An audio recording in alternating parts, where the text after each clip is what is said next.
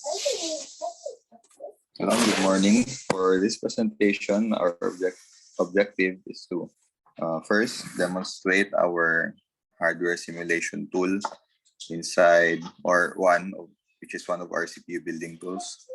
Another objective is for us to build logic gates or chips using only the Nand gate file.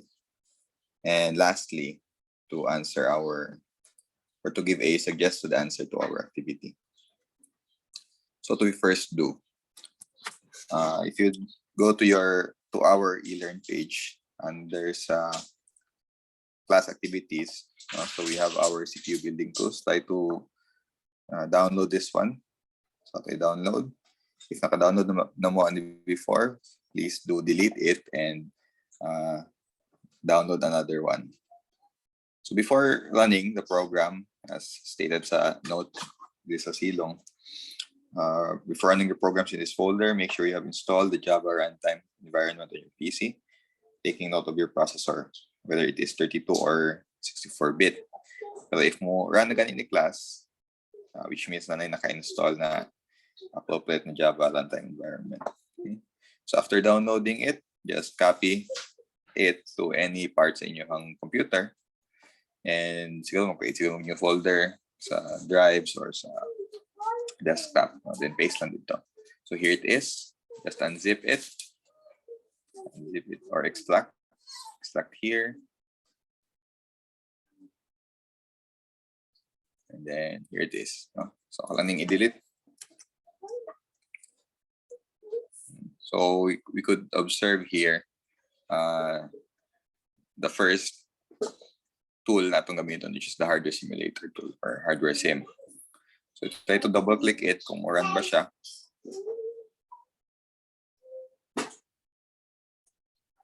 Okay, so nag-run siya tuod, which is okay. So close na ako ni. Next. Kasi for example, nakabuhat na mo sa inyong activity. So a sample of it would look like this. Ako mong ipabuhat sa notepad. So naka-text file pa siya. So here it is. It might look like this one. I mean, inyong gibuhat, no? Maging ani. So may two set of codes. Si chip 1 and chip 2. Marianim to yung ibuhat. So what do we do? So the text file is not yet an HDL file. So ito nang i-convert into an HDL file because only HDL files can be read by our HardwareSim. So text pa man eh. Ito ta sa tools na folder. Then sa built-in chips. If you notice, Nand na HDL lang ang available. No? So we have the Nand class, which contains the code for our Nand HDL. And the Nand HDL na file contains the script for the Nand chip. So ato sa ning i-open, close na to ning text file na to earlier. So observe nato sa nasa sulod sa Nand HDL na file. So this already is a Nand HDL file. So wala tayong makita. Kabutang lang is built-in na Nand. So kaning built-in na Nand na define na siya here sa Nand na class file. So again, wala man tayong HDL files. What we'll be doing is to copy. Just copy this Nand HDL file and make multiple copies of it. So isa ka copy din. What we do, be? So file names akong activity1. Maybe nganing niyo pag file name inyong answer. So ato nang i-divide into two HDL files. Okay, so doha sila ka Nand copy akong buhaton. So doha ka na di sa ani is si chip 1, isa si chip 2. So lang i-move dito para convenient.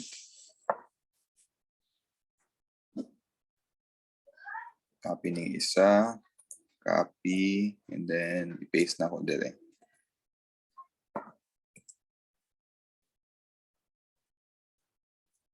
Hindi makita. Wait lang.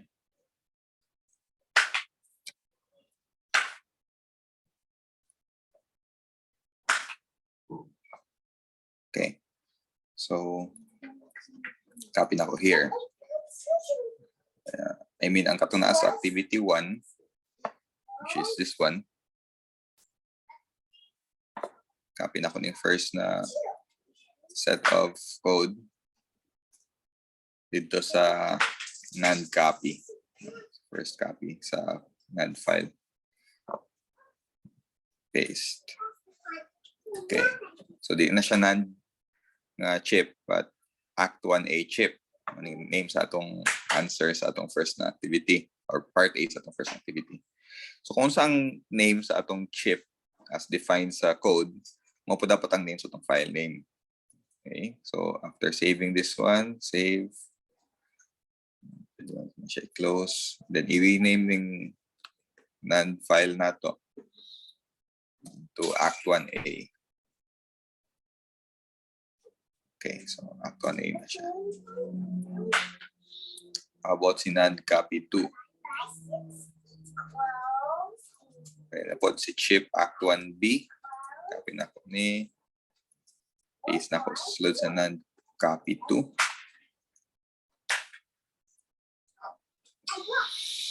Okay, so save.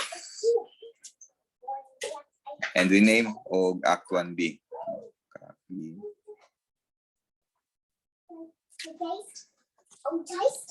Okay, so nanatay. Pwede na disregard.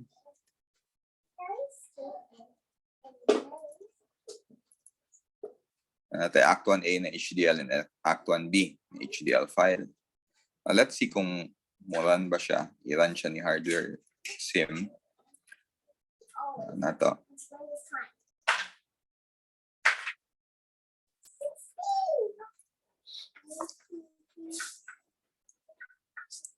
So this is the interface atong hardware simulator after opening. To load an HDL file, just click this icon, the load chip na icon, and locate to nga file Act 1A, Act 1B of Nand. So ito sa i-demonstrate ni first ng Nand na HDL file. Okay. Para na-demonstrate ito sa paggamit sa HardwareSim. So i-load natin ng Nand before ang atong activity 1A, activity 1B. Okay. So after loading, if wala error, mag-load siya perfectly. And notice sa atong mga panes na ang code sa silong, no, sa bottom left, HDL na code. Ang input pins, which is atong gi-define as AB, or no, at na-define na daan as AB. And ang output pins is this one out. So, by default, values for A and B are both 0. So, ang output is 1, no? As expected for the NAND gate. So, how do we change our input or input pins? Say, for example, 0, 1. So, just double-click this value. Double-click, then type 1 and press enter. So 0, 1. Then just click this icon, single step. Notice nga mag-change ang output to, wala nag-change. 1 na day gapon. Okay, 1, 1, 1, 0 man day ang consonant was table. So 0, 1 is 1. How about 1, 0? So double-click this one, 1, 0, enter. Single step. 1 gapon. So for 1, 1, A is 1, B is 1. Output should be 0. So single step. Ang output is na, 0 na. Okay, so 0 na siya. So our NAND chip works perfectly. Of course, no? Hindi mo kita nagbuhat ato. How about ang atong activity A? Okay. Mugana ba ng activity A? Load chip na to. Oh no. Dili because as stated sa warning sa pinaka-bottom part sa atong HardwareSim chip, is not found in the in the working and built-in folders.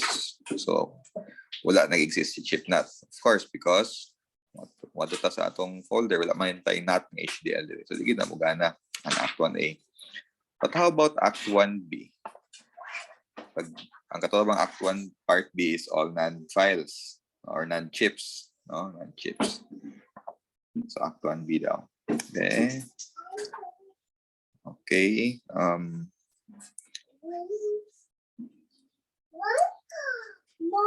Line 13 missing. There's something wrong. There might be something wrong sa akong one. Okay.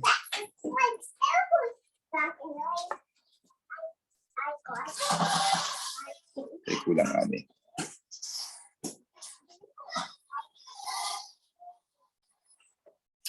Wala tong close bracket. Okay. Brace mo siguro na siya. Save. HardwareSim. Act 1B. Okay, of course, nag-load na siya, no? So again, atong code is na dire sa bottom left. Next to it, ang internal na pins na atong or inyong gidefine as these, not B, not C, K1, K2, W1, W2, P1, P2. So mo ni mga internal pins for further analysis lang na siya. Pero ato lang gusto i-confirm ang truth table, dili lang kamo tanaw sa output. So ato i-try about ang input pins is 1, 1, 1. So 1, enter, 1, enter, 1, enter, and press single step. Nag-change ang output to Y. So if collect ang atong code and syntax i-use sa atong activity 1B, mula na siya perfectly. Okay? Ang dili mula ng activity 1A. Why? Ato i-review balik ang iyang code.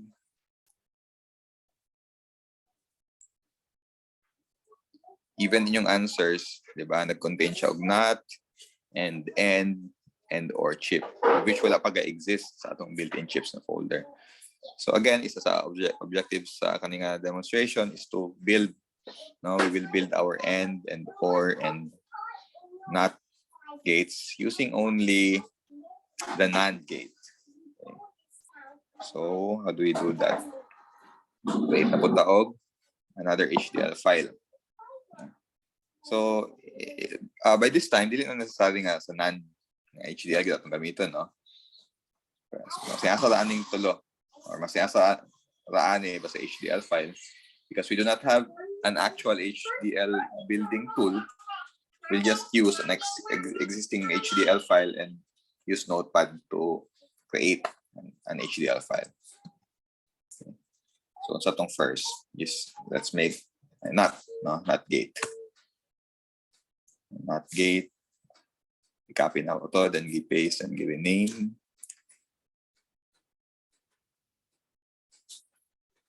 So chip NOT. 2 inputs naman ng atong NOT, no? 1 input, 1 output. Sorry, not 2 inputs. 2 pins, 1 input and 1 output. So si in, let's name it as in. Si out as out. Okay, so wala name built in. Parts. Ang next. So itong syntax ato. Capital tanan. Okay. Parts. Nand.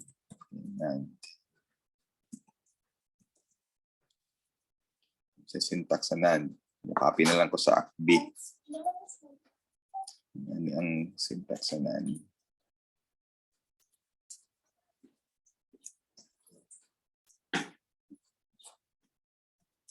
So Nand, A is equal to something, B is equal to something, out equal to something. And semicolon ba after? Yes, dapat na semicolon before sa brace. Semicolon.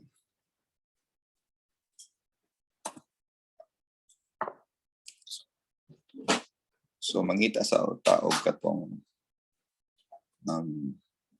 equivalent circuit sa NAND gate.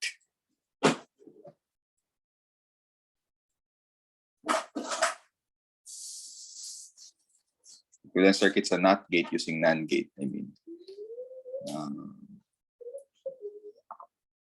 Ito lang,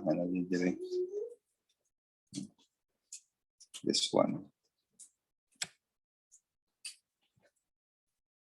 Nasa center, no? So this is a NOT gate using a NAND gate. So yung pins A and B is naka-wire sa isa ka singular nga wire, which we named as input. Like today.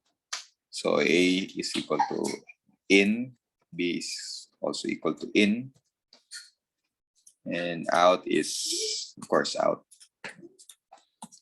And I think this is it. So save na to. Wala na to sa HardwareSim. Not if wala error mo, load na ni siya diretso. And then perfect. No. So default, when input is 0, output is 1. When input is 1, output is all right 0. Balik na to tong 0, 1. When input is 0, output is 1. Okay, perfect. So wala tayong NOT gate. Next, AND gate using NOTs. It's basic ang AND kaysa OR. So let's name that one as AND. Edit na to sa itong notepad.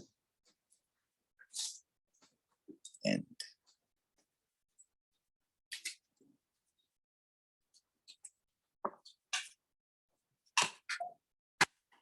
AND gate is this one sa bottom left. So AND gate siya using 2 NAND gates. So tayo 2 ka NAND gates. Copy na ko daan. Then paste. Okay.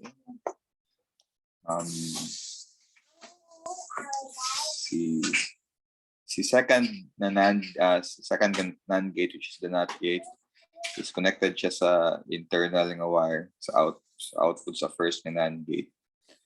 So let's name this wire, this one in the middle, as Z. Okay, so CZ. So let this be the second NAND gate that will serve as a NOT gate. So A is Z, B is Z. Out is out. Ang output ni first NAND gate is Z. Right? So A is A, B is B. Defines nato first ang input as A and B. Correct ba nga syntax? Check na to sa itong previous na NAND file. A, space B. Pwede lang A, space B. So, yeah, I think mo naman siya gyapon eh. Very simple. Open HardwareSim. Load the AND gate. All right, however, so 0, 0, when A is 0, B is 0, out is 0. So kaning AND gate, ang yahang truth table for inputs, 0, 0, 0, 1. So for 0, 1, 0, 1, output is still 0. For 1, 0, output is still 0. But for 1, 1, output is all right 1. So good. Perfect na eh. Last, let's create our OR gate. OR gate. Yan sa AND na lang. Sa AND. So name this one as OR. Reload na to si OR sa notepad. The name chip as OR. Input AB lang yapon. Pwede naman. Out is out. So sa itong kodigo. OR gate composed of 3 NAND gates. So 3 NAND gates, copy na kanidaan, paste. 3 NAND gates. The first of 2 are NOT gates connected sa output, input pins A and B. So A, B, B. Output internal pins na ito kabuok. So let's just name this one as Z1 and Z2. Z1 and Z2. So NAND, input is Z1, input A Z1, input B Z2, out is out. And I think good na gyapon eh. So let's check it out. Go to the HardwareSim, open our newly made OR chip. All right, so run perfectly. So 0, 0, 0, 0, 0, 0, 1. Expected is 1 here, single step. Okay, good one. 1, 0, 1 happen. Okay, last 1, 1, 1 happen. Okay, so nice. Gan sila. Okay, so complete na tong basic logic gates. We have the AND, the OR, and the NOT gate. Of course, the NAND also. So, mag-run na dapat ang atong Act 1, which is composed of those gates, NOT gate, AND gate, and OR gate. Yeah, maganda natin eh. Open chip, load chip, then Act 1A. Alright, nagla na siya, no? Good, good. So 0, 0, 0, Y is 1. How about 1, 1, 1? 0 ka ba itong negawas kanina? Single step. Okay, 0. So I think, no, although we could not yet confirm unless we actually solve for the truth tables atong given circuit, this one. But the same sila o response, no, sa 0, 0, 0 and 1, 1, 1. The same response ang atong Act 1A and Act 1B chip. Okay? So I guess that's it. That's the, I think the objectives for this demonstration is met.